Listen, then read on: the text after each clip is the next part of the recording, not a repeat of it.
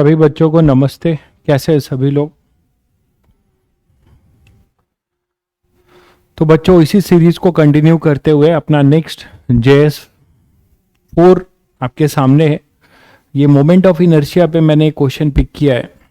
आइए चलिए क्या सिखाता है देखते हैं ये क्वेश्चन। क्वेश्चन कहता है from a solid hemisphere of radius R. एक सॉलिड हेमिस्फेयर है, कोई एक सॉलिड हेमिस्फेयर है of radius R, a cone of base radius R and height R is remove. इसमें से आप क्या कर रहे हो, एक सॉलिड हेमिस्फेयर में से एक कोन कट कर रहे हो। कोन का जो रेडियस है वो आर है और उसका हाइट भी आर है।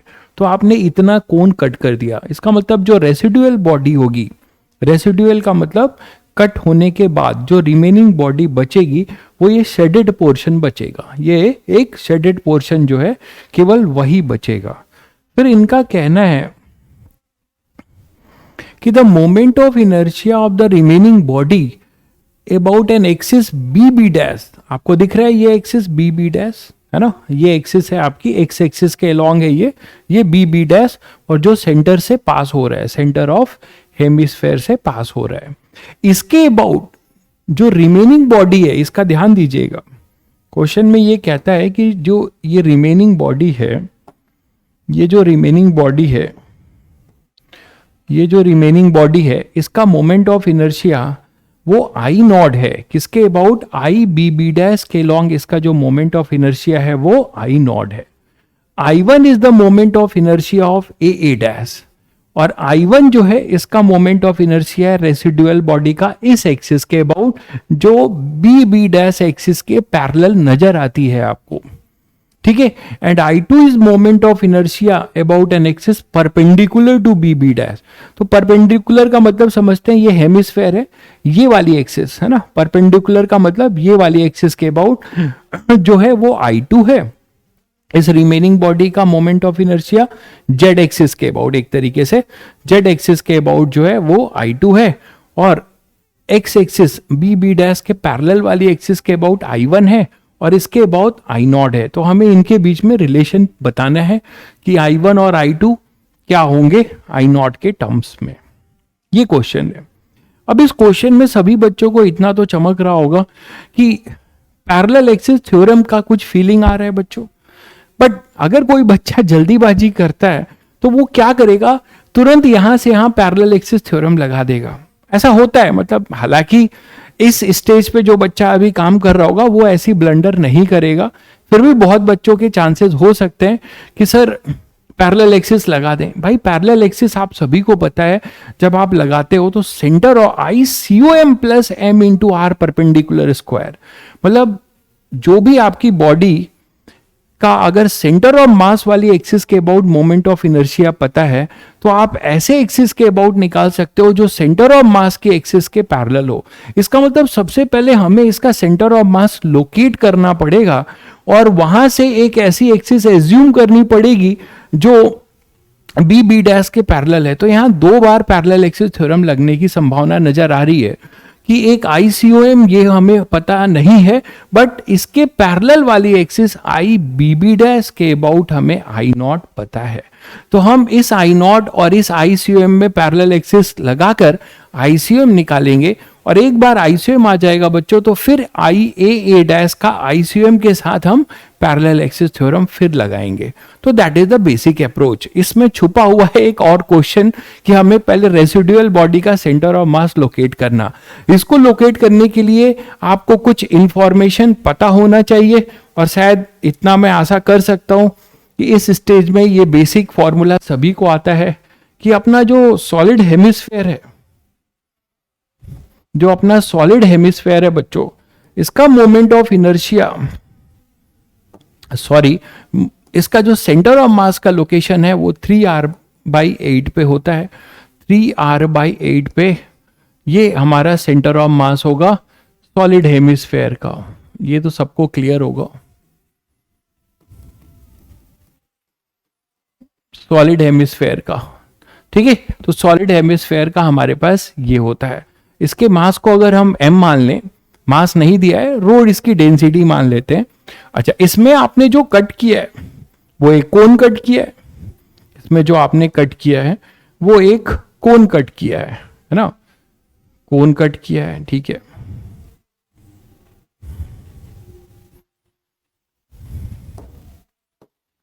तो कोन का मोमेंट सेंटर ऑफ मास का लोकेशन, तो कोन के सेंटर ऑफ मास का लोकेशन बेस से, सॉलिड कोन का बेस से कितना होता है, h/4। h यहां पर आर ही है, ठीक है, h अपना आर ही है, तो बेस से h/4 ये होगा COM ऑफ कोन, और ये होगा h/4, है ना, h/4। और यहां पर h की वैल्यू हमारे पास r ही दे रखी हुई है, तो बेसिकली ये हो जाएगा r/4, ठीक है। तो ये COM ऑफ कोन है, COM ऑफ सॉलिड कोन। तो ये दो इंफॉर्मेशन आपको पता होना चाहिए, ये दो इंफॉर्मेशन जरूर आपको कराया भी गया है, ये सभी बच्चों को आता भी होगा।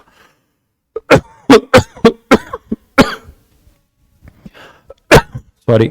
तो बच्चों ये बताइए कि क्या आप centre of mass residual body का लोकेट कर लेंगे, जो अपनी शेडेड बॉडी है उसका आप रेसिडुअल बॉडी बोल रहे हैं, तो उसका आप लोकेट कर सकते हैं, ठीक है। कैसे, अगर ये M1 है, ये अपने पास M2 है, तो रेसिडुअल बॉडी के लिए आप क्या बोलते हैं, YCM एक्सिस ऑफ सिमेट्री पर ही सेंटर ऑफ मास लाई करेगा, एक्सिस ऑफ सिमेट्री पे ही हमारा सेंटर ऑफ मास लाई करेगा, और एक्सिस ऑफ सिमेट्री यहां पर हमारी y एक्सिस बन रही है। तो अपने पास हो जाएगा M1 into 3r/8 residual body, तो माइनस M2, माइनस करते हैं आप रेसिडुअल के लिए, minus M2 into r/4 upon, है ना, M1 माइनस M2। तो M1 और M2 आप बोलोगे सर M1 M2 तो दिया नहीं हुआ है, बिल्कुल नहीं दिया है, लेकिन आपको पता है कि M1 आप लिख सकते हो रो इंटू 2/3 पाई r3, और M2 लिख सकते हो रो इंटू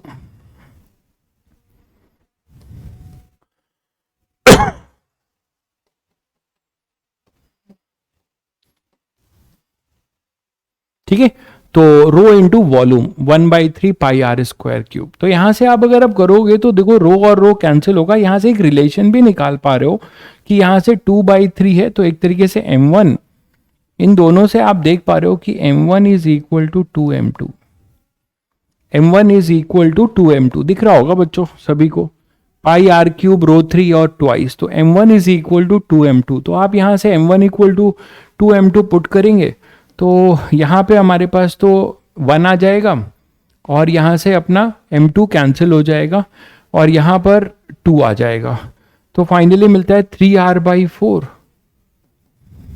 माइनस r/4। तो कुल मिला के हमारे पास कितना होता है, r/2। तो मुझे जो दिख रहा है कि सेंटर ऑफ मास जो रेसिडुअल बॉडी का होगा वो r/2 पर होगा, r/2 पर अपना रेसिडुअल बॉडी का सेंटर ऑफ मास होगा। ये शायद सभी बच्चों को क्लियर हो गया। अब हमें सेंटर ऑफ मास लोकेट हो चुका है, तो अब हम पैरेलल एक्सिस यूज करने के कंडीशन में आ चुके हैं, और पैरेलल एक्सिस के अकॉर्डिंग अब हम पैरेलल एक्सिस यूज कर पाएंगे। और पैरेलल एक्सिस हमारी क्या कहती है कि अगर हमें ICOM अगर पता है,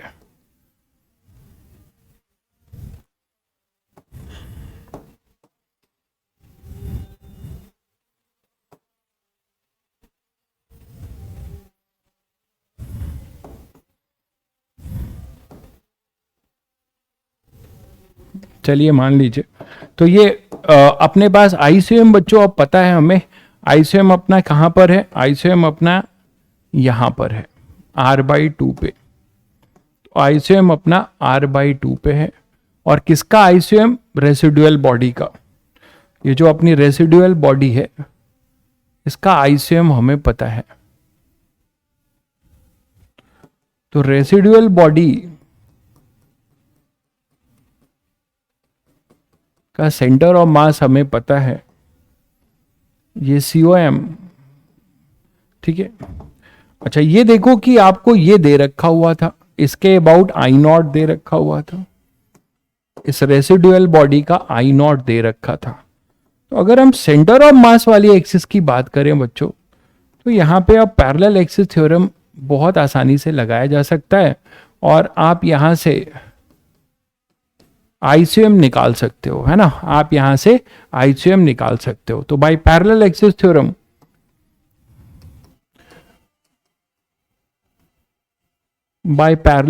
थ्योरम आप क्या बोलने चाह रहे हैं? आप बोलने जा रहे हैं कि आईसीयूएम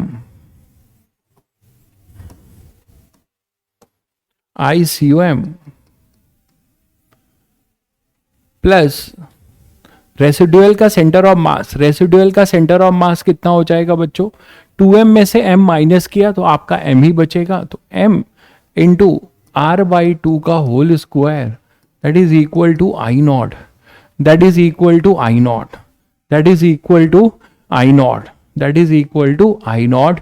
तो आप यहां से आईसीयूएम निकाल लो, आईसीयूएम क्या हो जाएगा? आई नॉट माइनस mr²/4। तो यहां से शायद चमक गया होगा, सभी बच्चों को चमक गया होगा कि सर आएगा तो वही। कैसे?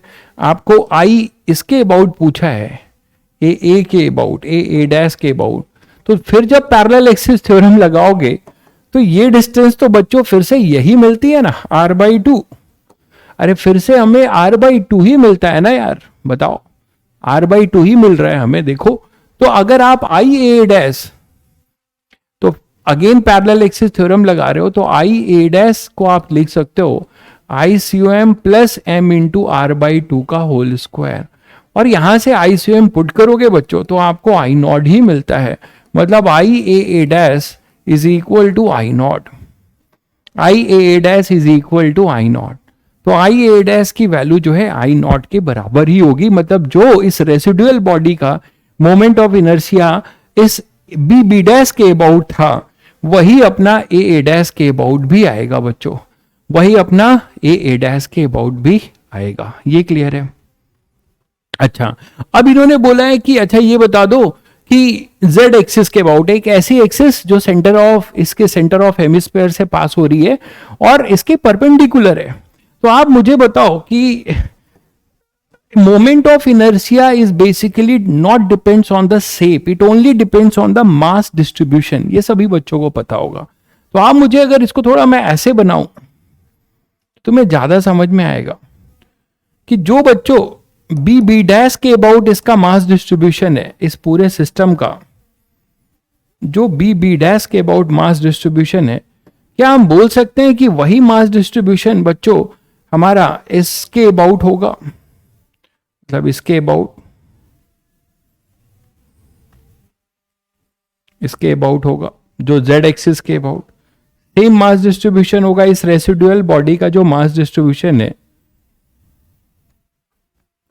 इस रेसिडुअल बॉडी का जो मास डिस्ट्रीब्यूशन है वो आप देखो तो जैसा वो बी डैश के, मैंने इसको उल्टा करके थोड़ा दिखाया है, बी डैश के अबाउट जैसा है वैसे ही आई जेड है। तो मास डिस्ट्रीब्यूशन सेम है, तो बाई सिमेट्री आप बोल सकते हैं सेम मास डिस्ट्रीब्यूशन आपको दिखेगा, चाहे जेड जेड, इसको आप बी डैश के अबाउट देखो या एक ऐसी एक्सिस जो इधर से पास हो रही हो, इसके परपेंडिकुलर हो, मास डिस्ट्रीब्यूशन दोनों के लिए सेम रहेगा। आप बोल सकते हो कि आई जेड जो होगा वो आई बी डैश के बराबर ही होगा, मतलब वो भी हमारा आई नॉट ही आने वाला है। तो फाइनली हम मल्टी करेक्ट ऑप्शन शायद होगा ये, आइए चेक करें। तो I1 जो इन्होंने बताया था वो किसके लिए था? ए डैश के अबाउट, तो वो तो हमने चेक किया, वो हमारा आई नॉट आ रहा है। और जो I2 है वो 2I0 नहीं, I1 इक्वल टू I0/2 और I2 इक्वल टू 3I0। तो IZ जो है वो ही I2 है, वो भी I0 है, कहीं ऐसा आंसर नहीं है। तो हमारा ए ही ऑप्शन होगा, सिंगल करेक्ट है, ये सिंगल करेक्ट ही है, सिंगल करेक्ट ही आ रहा है। ठीक है बच्चों, तो ये सिंगल करेक्ट आएगा ए। बच्चों एक चीज मैं आप लोगों को जरूर बोलूंगा कि जेई एडवांस के लिए जो भी एस्पिरेंट बहुत सीरियस है, उनको सबसे बड़ा जो डिसीजन मेकिंग करना है आज के सिनेरियो में कि क्वेश्चन को पिक करना कि जेई एडवांस का रियल टेस्ट क्या है, जेई एडवांस रियली क्या चाहता है आपसे। जेई एडवांस रियली आपसे फंडामेंटल कॉन्सेप्ट्स का एप्लीकेशन कराना चाहता है, आपसे एक नए सिनेरियो में, करे कराए क्वेश्चन तो आएंगे नहीं, कॉन्सेप्ट वही होंगे। तो आपको ये प्रैक्टिस करनी है कि आपको ऐसे क्वेश्चंस लेना है जो फंडामेंटल पे बेस्ड हो, बट उनका सिनेरियो थोड़ा अलग हो, उनमें नयापन हो और उनके बहुत सारे कॉन्सेप्ट्स के साथ वो लगे हुए हो, बट रिमेंबर वो फंडामेंटल कॉन्सेप्ट्स से सॉल्व होते हो। आज के सिनेरियो में बहुत सारे लोग हैं जो बहुत सारे एडवांस के नाम पे जो है आपको जो है बहुत सारी चीजें कराते हैं, और कोई डेराइव रिजल्ट या कोई वेक्टर का कोई डेराइव चीज अगर आपको आती है तभी वो क्वेश्चन सॉल्व होगा। मुझे नहीं लगता है कि जेईई एडवांस के इतिहास में ऐसे कोई क्वेश्चंस आए हैं जो कि किसी फंडामेंटल या कुछ बहुत बड़े अप्रोच को, यूनिक अप्रोच को आप जानेंगे तभी आप इसको कर पाएंगे। जैसे इलेक्ट्रोस्टैटिक में मिरर इमेज मेथड, कब आया हुआ है इमेज मेथड बताइए, हमें नहीं लगता। तो बहुत सारी चीजें हैं कि मतलब आपको उन सबको दरकिनार करना पड़ेगा और आपको रियल सोर्स को पकड़ना पड़ेगा। दुख की बात यही है कि जेईई एडवांस में रियल सोर्स बहुत कम है जो केवल to the mark JEE advance के टेस्ट को टच करते हो। तो उस पे सावधानी बरतिए और उसको देखते हुए एक्चुअल क्वेश्चन करिए। उसके लिए सबसे बड़ी सावधानी है कि आप चुपचाप PYQs कर लीजिए, उससे अच्छा कुछ भी नहीं है। चलिए बच्चों, फिर मिलते हैं नेक्स्ट सेशन में जल्दी ही।